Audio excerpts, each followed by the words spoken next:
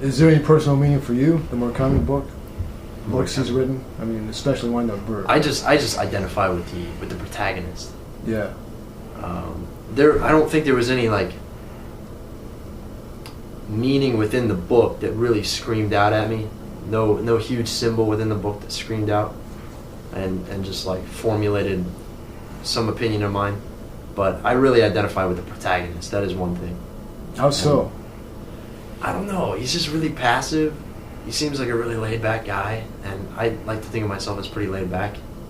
Really kind of carefree, sometimes too carefree. And he seems to be that way too. You know, he's not interested in the phone. He just sets it down. He's done.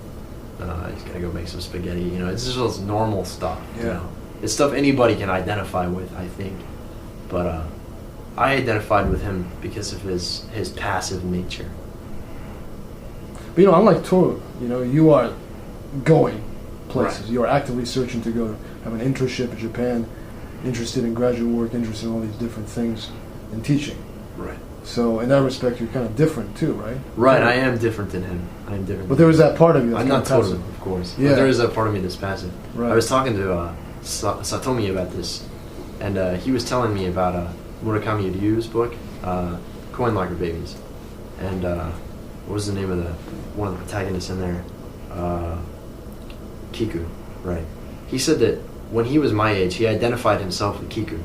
He wanted to go out and change the world, and he was very passionate about life, and he wanted to go out and just do stuff, and he said he was very loud and boisterous in that regard.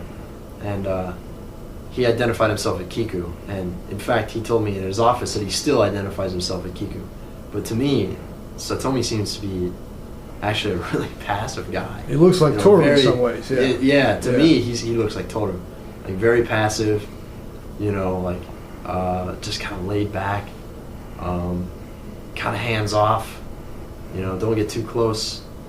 I'm not gonna bite you, but don't get too close. You know, I'm in my world, you're in your world, etc. Yeah. And that's kind of like how Toru is. And then sometimes I identify myself with Kiku. Like I'll feel really strongly about something, and I'll just go out and do it. You know, like reading that book, for example.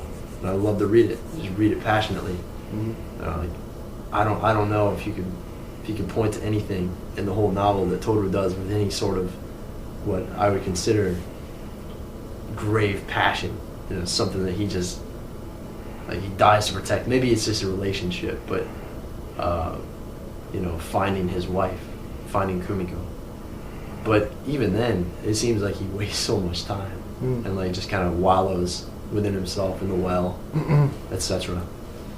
But I don't know. I just like his passive nature. Well, you know, you talked also about the weirdness factor. Yeah. You know, that's really attracted you to Murakami when you first read him.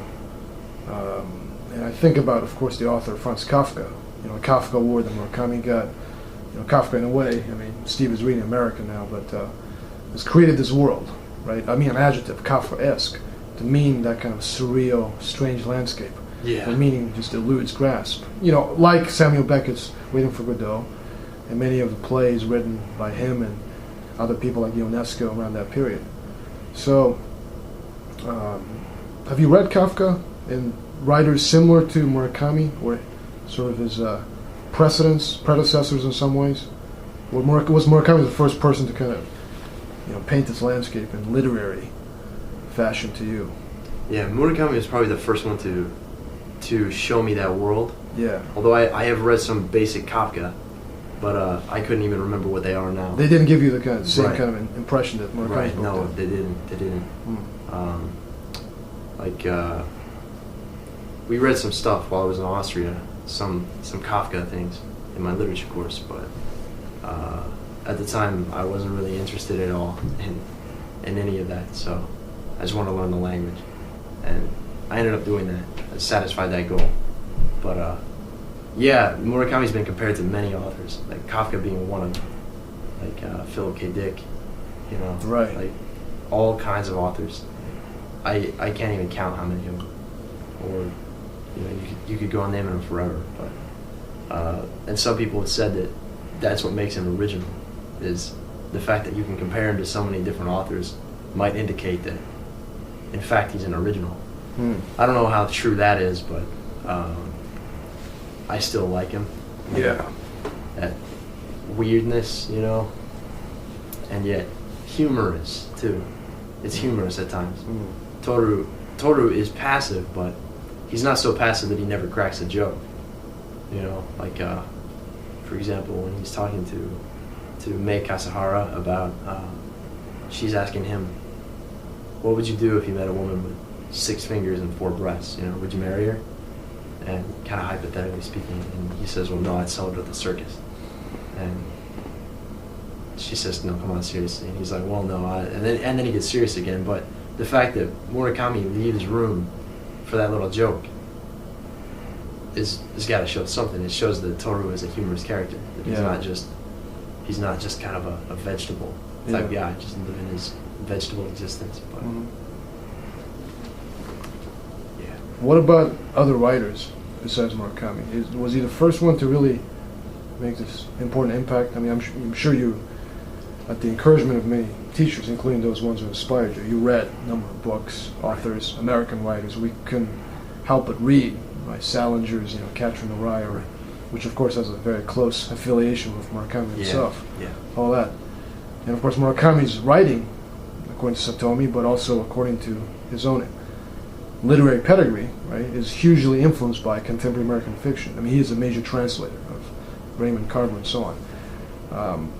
When you read fiction, before Murakami, after Murakami, non-Murakami texts, especially American ones, did you feel the same kind of feeling of this sort of intense sort of relationship that you had with his book? Well, what kind of books, was there any memorable books at all, that kind of stand up to you?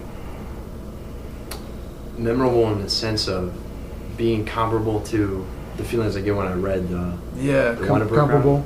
Yeah. Okay. We're close to it, at least. Let's see. Yeah, but for different reasons. I like them, but for different reasons. Not really for the weirdness factor, but I really like Stefan Zweig's Schachnovelle. I think the translation is The Royal Game.